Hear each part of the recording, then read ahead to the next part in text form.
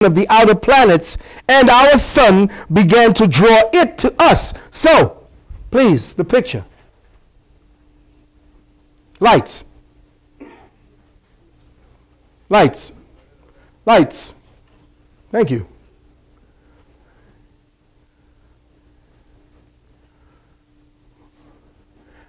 What we are looking at is the trajectory of Marduk, the trajectory of Nibiru as it entered into our solar system. Now, this is after it created all of this. But the story is that an invader came. And I'm going to read it to you the way, our people were so beautiful. When they were watching the creation of their solar system, they were writing it down in poetic form. Beautiful form. Lights. We'll be over with this in a minute.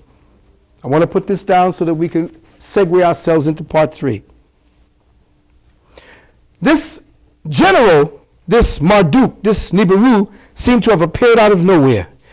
The first of the outer planets to attract Nibiru with its gravitational pull was Neptune, or Ea, E-A, which meant he whose house is water in Sumerian. The other ancient Sumerian texts say he who begot him, Nibiru, was Ea. Ea, water, the story of the virgin being Mary or Ma. Out of the waters came our creation. Out of the void, let there be light. All of this came from the creation story of your universe as told by the scientists, not no damn priests, the scientists of your people. It was said in the text that Nibiru was an awesome sight to behold. They say of it alluring, lofty, lordly, sparkling. Sparks and flashes, or 8 points of light, bolted from it toward Neptune and Uranus as it passed near them. It may have also arrived with its own satellite already orbiting it, or took some as a result of the pull of the outer planets. The text speaks of his perfect members, difficult to perceive. 4 were his eyes, 4 were his ears. As Nibiru passed Ea, Neptune, his side began to bulge, this is the story, as though he had a second head. This head may have been torn off by gravity to become Neptune's moon, Triton. This would also be because it is said that Nibiru entered the solar system in a retrograde or clockwise orbit opposite to that of the other planets. In other words, as Nibiru was entering into the planet, into our solar system, our planets taking on a counterclockwise spin, he came in a clockwise spin, which made him come in at a retrograde, which is like, wait a minute, isn't the clock side positive and then the retrograde going the opposite direction? No. It was going opposite. Opposite. So now, if you look at it, the solar system in retrograde, which is clockwise orbit, opposite to the other planets, would explain why Triton's own retrograde movement and highly elliptical orbits of other satellites and comets and other major events can then be solved. More satellites were created as Nibiru Marduk passed. Anu brought forth and begot the 4 winds. Now listen carefully. The 4 winds were the 4 generals. The above is reference to the 4 major moons of Uranus that were formed during Uranus's collision with Nibiru that tilted it.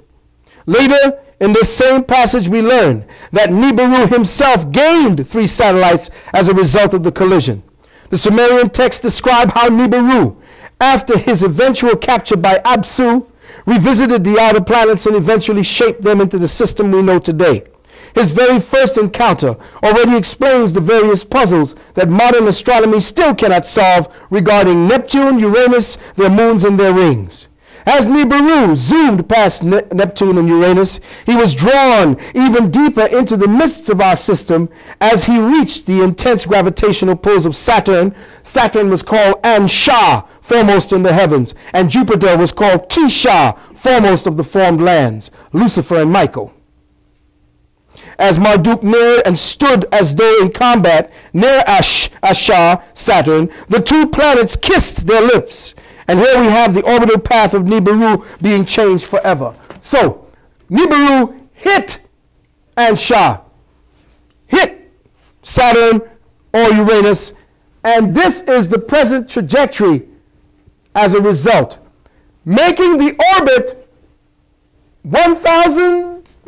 462 years before it gets back to us. And it's on its way.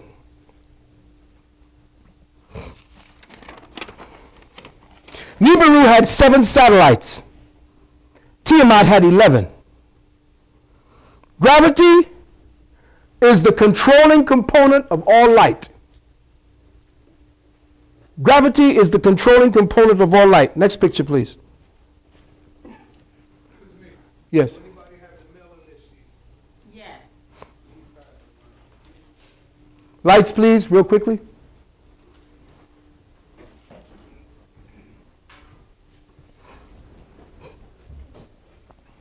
This is not done to scale, but here we have the sun.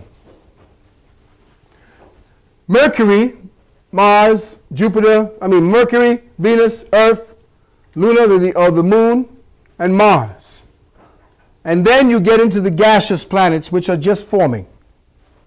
Because of the sun's influence, are staying gaseous. The closer they move towards it, the more they consolidate. We see that the orbiting planet itself, Jupiter, Saturn, Uranus, Neptune, Pluto, and here you have Nibiru. Now supposedly, Nibiru has been circling us for some time, leaving evidence of its intelligence here on our Earth, as well as on other planets, because as of 1996, they found what looked like cranes on Venus. Satellite pictures of Venus showed pictures of cranes. Cranes. Like the ones they use downtown to build buildings. Next picture. I'm going to move on now because I see that I'm talking to the top of the heads of most of the people today, right now. They're not accustomed to talking or listening for 11 hours, so we'll wait for a minute. And we'll take this on in part 3. Now, please, people think that we are not being visited. And I will close out my session with this. Here are NASA shots of events taking place in outer space where we are at war. We are at war. We see, run that back again. Here we see, watch its maneuver. It moves out of the way because they just shot at it. Watch, bang. Let's see that again. No shooting stars, they tried to shoot at it.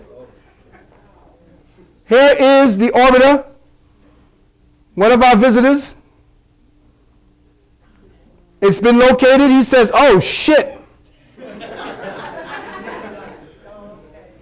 And just got out of the way in time. Next.